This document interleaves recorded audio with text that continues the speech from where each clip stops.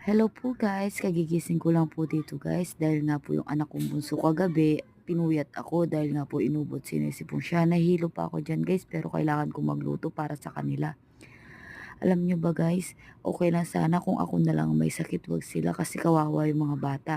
Pero okay lang na naman daw magkasakit sila, natural lang daw po sa bata yun. Pero nahihirapan po ako nakikita sila nagkakasakit guys. Alam nyo ba yun guys, yung nanay yung nahihirapan.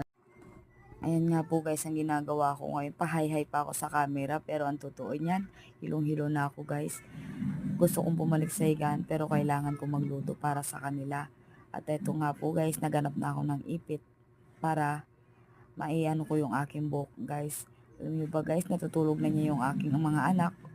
Yung isa naman nagsi-cellphone, yung panganay ko ay gumagala. Ayan po, dito lang po naman kami sa bahay namin guys. Yan po yung mga gawain namin araw-araw.